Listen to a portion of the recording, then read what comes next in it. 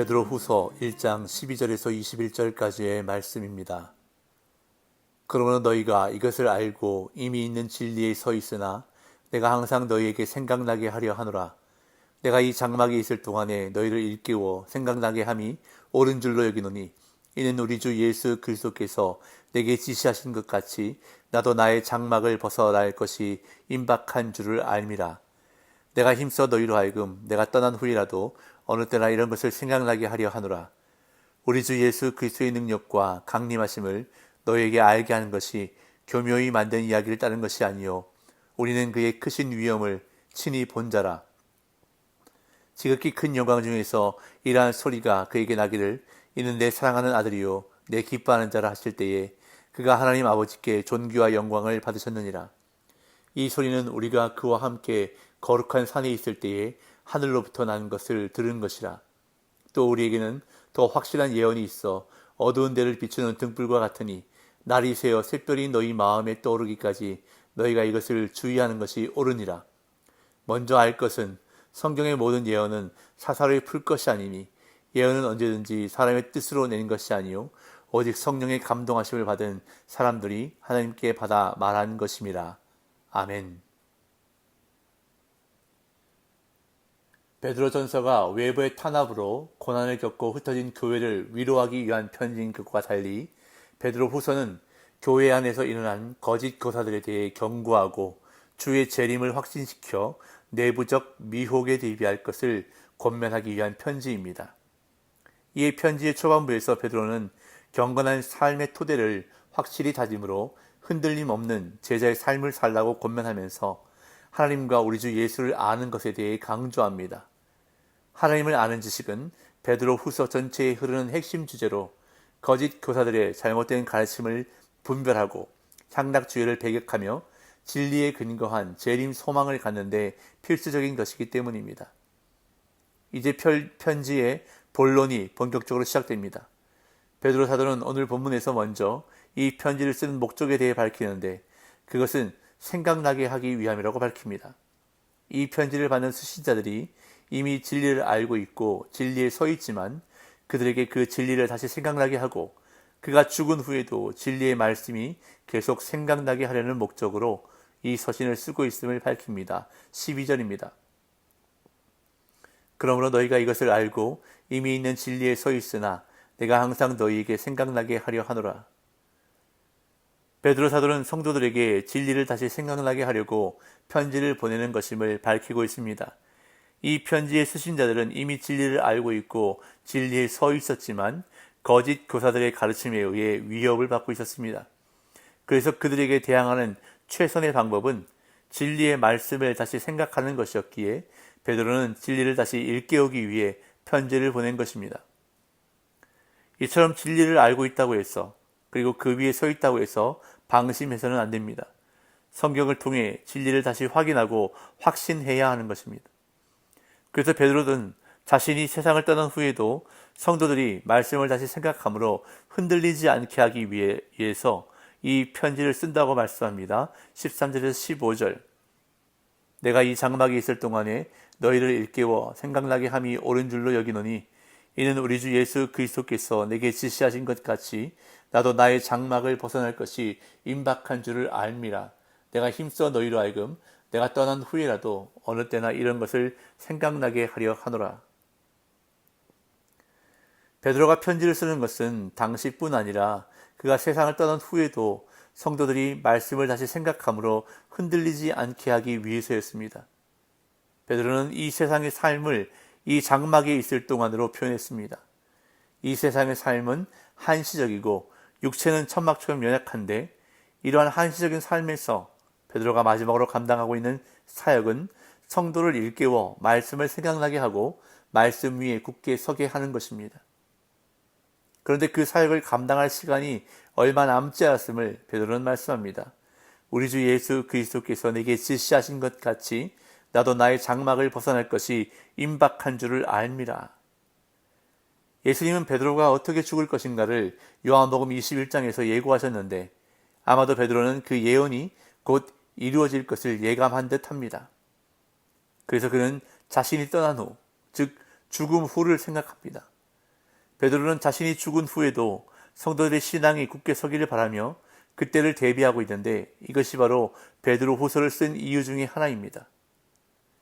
이어 베드로는 자신이 전한 예수님에 대한 지식은 세상의 신화나 철학과 달리 자신이 직접 목격한 것에 근거하고 있음을 말씀합니다. 16절 우리 주 예수 그리스도의 능력과 강림하심을 너에게 알게 한 것이 교묘히 만든 이야기를 따른 것이 아니요 우리는 그의 크신 위엄을 친히 본 자라.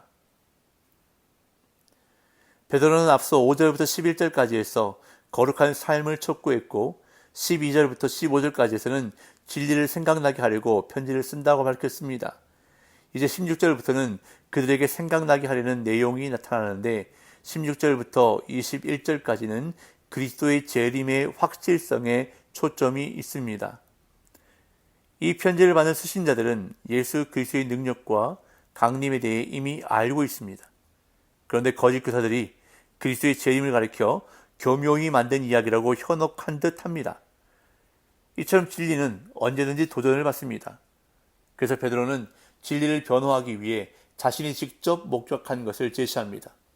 과거에 자신이 변화산에서 예수 그리스도의 위엄을 직접 목격한 것을 강력한 변증수단으로 제시합니다. 17절 18절 지극히 큰 영광 중에서 이러한 소리가 그에게 나기를 이는 내 사랑하는 아들이요 내 기뻐하는 자라 하실 때에 그가 하나님 아버지께 존귀와 영광을 받으셨느니라. 이 소리는 우리가 그와 함께 거룩한 산에 있을 때에 하늘로부터 난 것을 들은 것이라.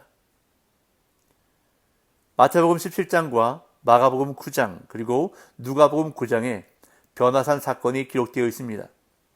예수님께서 베드로와 요한과 야고보를 데리시고 산에 올라가 영광스러운 모습으로 변화되신 사건인데 그때 하나님께서 이는 내 사랑하는 자요 내 기뻐하는 자라 라고 선언하셨습니다. 베드로는 자신이 직접 변화산에서 목격했던 사건을 언급하면서 그때 예수님에게서 드러났던 존귀와 영광을 강조합니다. 자신이 직접 보았던 예수님의 변화된 모습과 자신이 직접 들었던 하늘의 음성을 증거로 언급하면서 예수님의 재림에 대한 가르침이 결코 교묘히 꾸며낸 신화가 아니라는 것을 말씀하는 것입니다. 그런 다음 이제 구약의 예언에 근거해서 예수님의 재림에 대한 가르침을 변증합니다. 19절 또 우리에게는 더 확실한 예언이 있어 어두운 데를 비추는 등불과 같으니 날이 새어 샛별이 너희 마음에 떠오르기까지 너희가 이것을 주의하는 것이 옳으니라. 베드로는 더 확실한 예언이 있다고 말하는데 이는 구약 성경에 예수님의 재림과 심판에 대한 예언이 있다는 것입니다. 즉 베드로는 자신이 전한 예수 그리스도에 대한 진리가 성경에서 예언하고 있는 말씀에 근거하고 있다는 것을 설명하는 것입니다.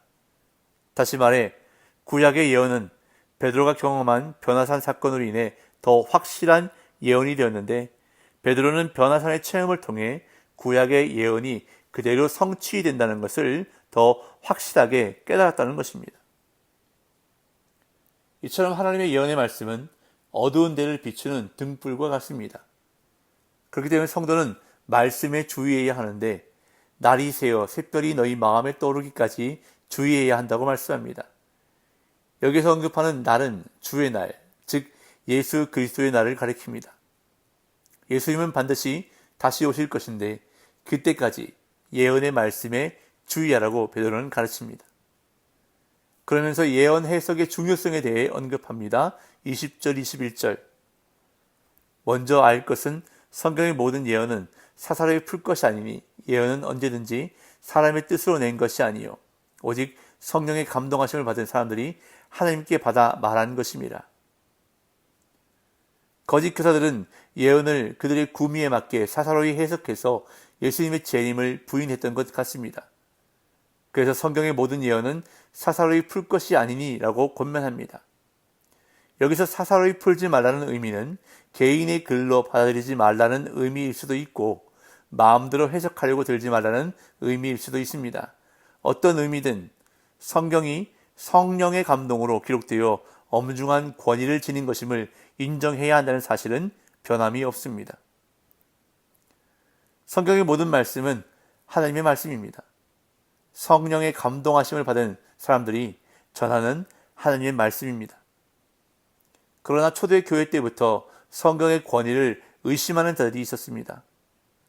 성경의 권위를 인정하지 않는 순간 인간은 하나님의 구원으로부터 멀어질 수밖에 없습니다.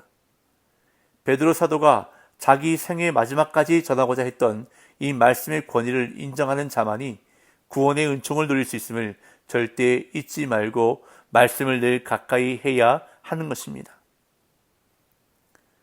성경을 대하는 성도의 태도는 세상 사람들과 달라야 합니다.